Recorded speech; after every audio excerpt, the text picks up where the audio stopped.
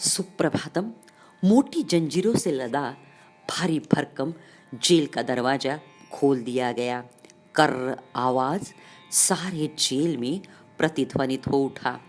Matron Giribala और female warden भी मेरे साथ थे, जिसके चेहरे पर अक्सर मगरूरी के भाव देखने मिले थे। सदैव एक निष्प्राण पत्थर मूर्ति जैसा अस्तित्व, स्निग्धता से जिसका कोई वास्ता ही नहीं था। ऐसी ज्ञानदा मलिक बाहर आई और मेरे चरणों पे आकर गिरी। अधीक्षक साहब, क्या यह सच है? ठाकुर परमहंस जैसे अतिशुद्ध, पवित्र, परम दयालु व्यक्ति इतनी अनमोल बातें कह गए? मेरे सारे सहकारी और मैं इस बदलाव को देखकर स्तब्ध रह गए।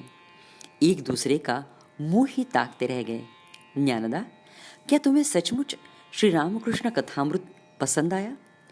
उसके मूंदे नेत्रों से चेहरे पर फैले अश्रुओं ने बिना बोले ही उत्तर दे दिया था।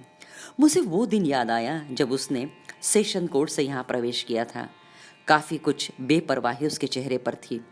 अत्यंत शुष्क कठोर चेहरे पर मानो दो रूखी थकी आंखें जुड़ा दी हुई। उसे देखकर ऐसा लगा जैसे दया, माया, स्नेह, इन पहलुओं ने इसे कभी स्पर्श ही ना किया हो।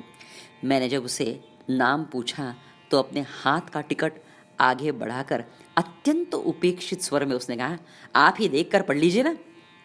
मैंने आंख फिराकर देखा। ज्ञानदा मलिक मकान में आग लगाकर हत्या करने के अपराध में 4 साल की कैद। मेरी ओर ना देखते हुए वह चिल्लाकर बोली, आपने मुझे पूछा नहीं मैंने आंख क्यों लगाई? पहले मोहल्ले के लोगों को, बाद में पुलिस को, बाद में जज को, फिर वकील को, अनेक लोगों को मैं अपनी आप बीती कथन कह चुकी हूँ। अधीक्षक महोदय, आप भी सुन सकते हो। एक साधारण कैदी का इस तरह का उद्धत व्यवहार मेरे सहकर्मियों को बिल्कुल अच्छा नहीं लगा। मन में मैंने सोचा, हाथों से आग लगाने वाली इस लड़की के हृदय में जरूर कोई भयंकर आग धधक रही है, जो उसके सिवाय और किसी को दिखाई नहीं दे रही है। मैंने कहा, ज्ञानदा, तुम अब अपना भूतकाल भूल जाओ और प्रयास यही करो कि तुम्हारा भविष्यकाल उज्जवल कैसे होगा। उसके आंखों में विस्मय के अलावा और कोई भाव नहीं थे। सहकारी जेलर से मैंने कागजात मंगवाए, जिसमें उसका पूर्वायुष्य मुझे पढ़ने मिला। बचपन से ही तिरस्कृत स्वर में मैंने सिर्फ यही सुना, उस विधवा माँ की बेटी। 15 साल की उम्र में मेरा भी विवाह हो गया। सुख संसार के स्वप्न संजोए दूध आलता में पाँव डुबाकर ससुराल में मैंने गृह प्रवेश किया। मेरी विधवा माँ की बदनाम कथाएं मिर्च मसाला लगाकर मेरे पड़ोसियों ने ससुराल पहुंचा दी। मुझे मायके वापस भेज दिया गया। पतिदेव ने अन्य विवाह कर अपनी गृहस्थी प्रारंभ कर ली। ससुराल जाने की तो मुझे काफ़ी प्रतीक्षा थी। पैतृक संपत्ति शादी के समय ससुराल वालों की फरमाइश पूरे करने में ख़त्म हो गई थी। गृह आवश्यक चीज़ें पंसारी की दुकान से उधार लाते लाते ऋण की मात्रा बहुत बढ़ गई, जिसे चुकाना असंभव था। ऋण शोधन हेतु पंसारी ने मेरे यौवन की मांग की। धीरे धीरे पंसारी की विकृतियाँ बढ़ने लगी। वह मुझे अपने मित्रों को भी शिकार बनाना चाहता था और ज़बरदस्ती कर रहा था। मैं टस से मस ना हुई। क्रमशः गृहस्थी की धारा सूख गई। मेरे माँ ने भी दबाव डाला और आखिर एक रात पंसारी को अकेले ही बुलाकर रात को 3 बजे मिट्टी की टेल में डुबो कपड़े फेंक कर मैंने जहाँ पंसारी सोया था वहाँ आग लगा दी और बाहर से संकल भी। जब आग पूरी तरह लग गई तब मैं घर पहुंचकर अपने फर्शी पर लुढ़क गई। कहानी पढ़कर मेरा मन बहुत उद्विग्न हो उठा, लेकिन हर दिन जब मैं जेल में पांव रखता तो मुझे ज्ञानदा के बारे में तरह तरह की शिकायतें सुनने पड़ती थी। मन में सहानुभूति जरूर थी, लेकिन उसके विचित्र स्वभाव के कारण मैं काफी त्रस्त था। कुछ कहने पर सदैव वह मिट्रन को भी अपमानित कर देती थी। मन में आया तो काम करती, अन्यथा कह देती अपना रास्ता देखो। कई बार समझाने के बाद जब उसने नहीं माना तो मुझे उसे सॉलिटरी कन्फाइनमेंट में रखना पड़ा। एक दिन राउंड के समय मैंने उसे पूछा, ज्ञानदा किताब पढ़ोगी?